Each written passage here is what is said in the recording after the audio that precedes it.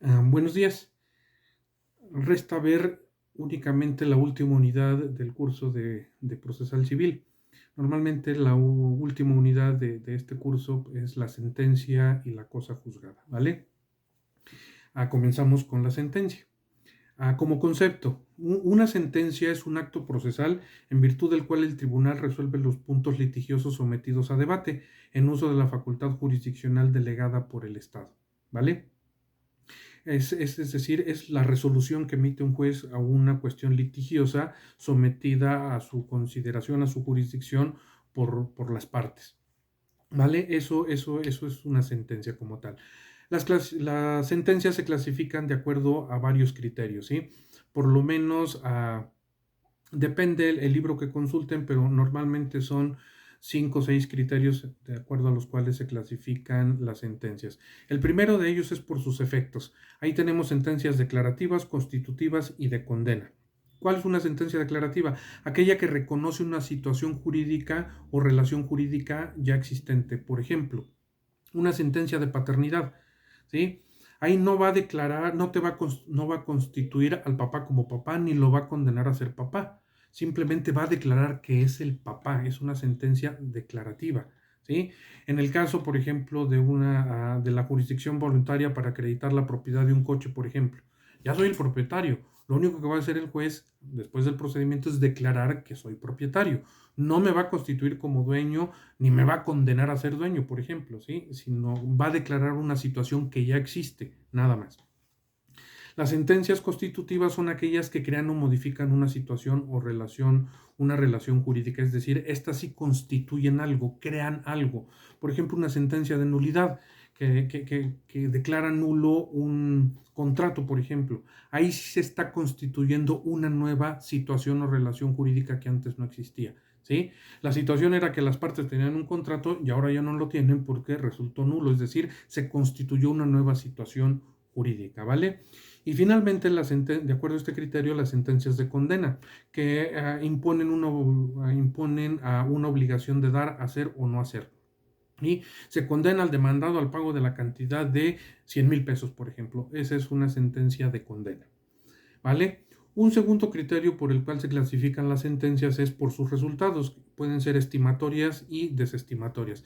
Estimatorias cuando consideran fundadas las pretensiones del actor y desestimatoria cuando las consideran infundadas, es decir, si ganas o no ganas, ¿no? Un tercer criterio de clasificación es por su función en el proceso y de acuerdo a esto tenemos sentencias interlocutorias y definitivas. Las interlocutorias son las que resuelven una cuestión accesoria y las definitivas son las que resuelven el fondo del asunto. Como sabemos, las interlocutorias normalmente resuelven un incidente y las definitivas son las que resuelven el litigio principal, ¿vale? De hecho, en un juicio puede haber varias sentencias interlocutorias, ¿sí? Previas a la sentencia definitiva, ¿sí? Como es el caso de la personalidad o algunas otras situaciones así, ¿vale? Un cuarto criterio de clasificación es por su eficacia. Las sentencias, de acuerdo a este criterio, pueden ser impugnables o pueden ser firmes, ¿sí?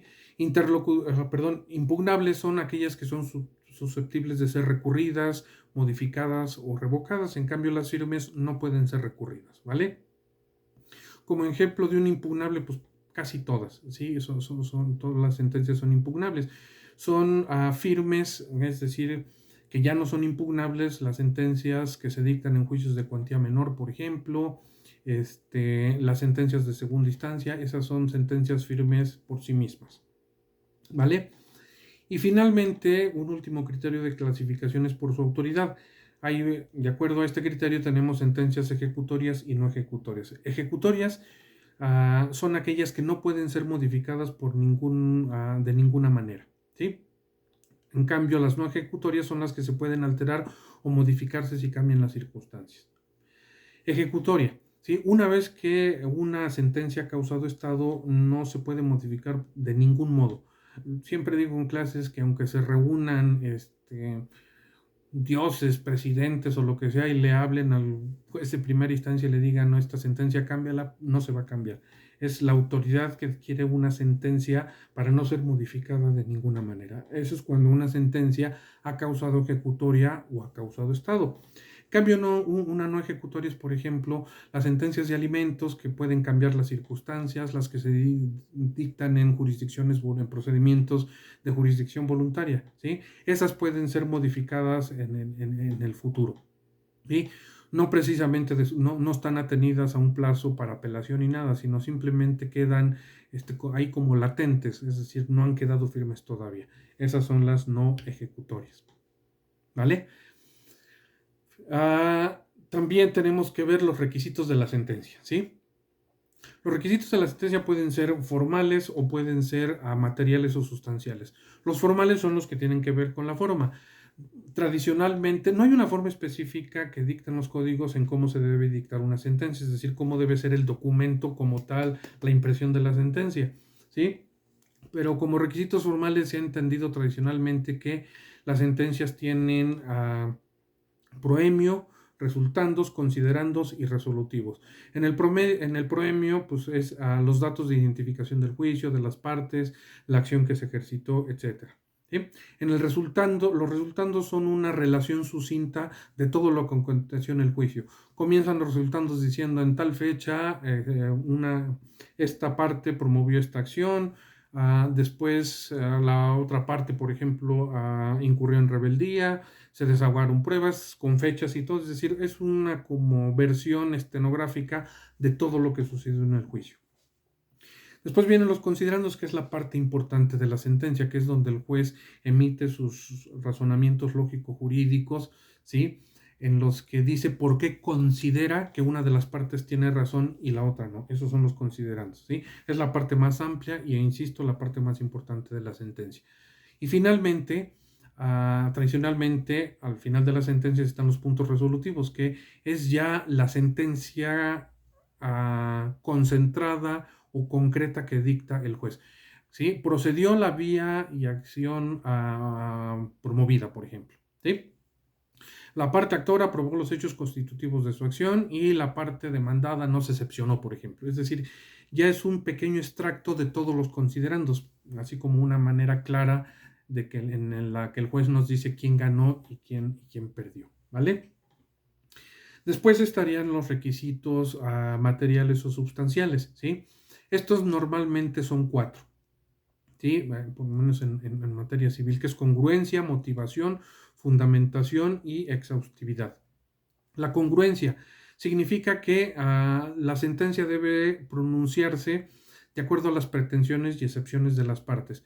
Recuerden que en materia civil, a la materia civil la rige el principio de estricto derecho, ¿sí? Es decir, el juez no puede analizar nada que las partes no hubiesen sometido a su consideración, que no hayan sido parte del juicio.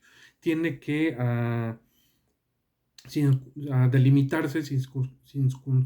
delimitarse, perdón, a, a la acción y a la excepción de las partes de de esa acción y de esa excepción que conoció. Estrictamente, no puede ir más allá. Eso es la congruencia, ¿sí? Exhaustividad significa que el juez se debe referir a cada una de las cuestiones sometidas a su consideración. Es decir, a cada una de las pretensiones debe decir esta sí, esta no, esta es procedente, esta no es procedente. Tiene que ser exhaustivo y referirse absolutamente a todo. No incluir nada más, pero tampoco nada menos. Eso es la exhaustividad.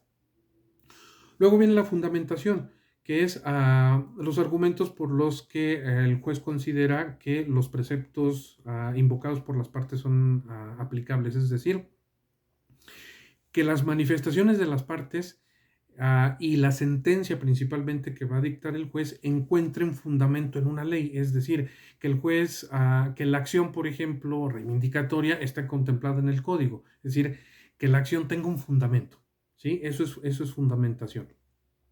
Y la motivación es precisar los hechos en que se funda la sentencia, es decir, si existe ya el fundamento, y aquí está, es decir, pero cómo lo hago aplicable a los hechos y al caso concreto, es decir, esa es motivación, una especie de relación que hace el juez entre la fundamentación o los preceptos legales que aplican, ¿sí? Y los hechos o circunstancias del juicio. Entonces hace un nexo entre ellas y por lo tanto es motivo para dictar una sentencia en determinado sentido. Eso sería la motivación, ¿vale?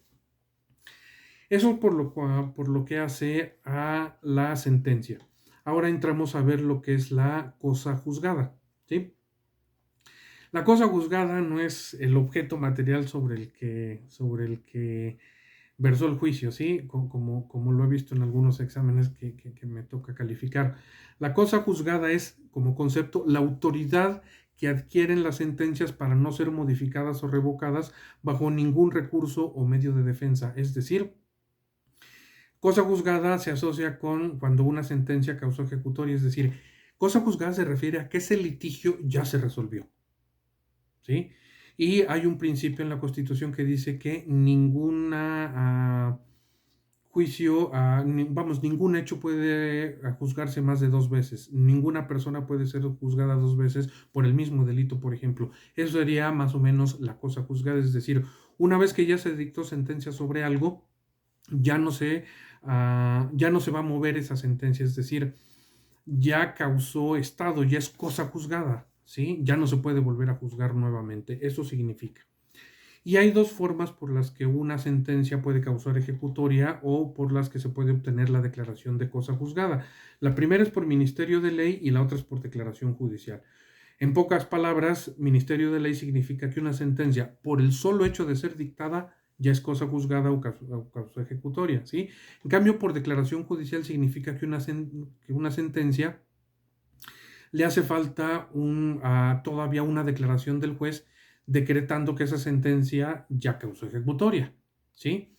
Ah, ahorita me explico un poquito más. Por ministerio de ley. ¿Qué sentencias causan estado por ministerio de ley? Por ejemplo, aquí en Hidalgo, las sentencias cuyo interés no pase de 100 días de salario mínimo, es decir, los asuntos de cuantía menor, las sentencias que se dictan ahí causan ejecutoria por ministerio de ley. Las sentencias de segunda instancia, ¿sí? Las que resuelvan una queja o las que resuelvan una competencia.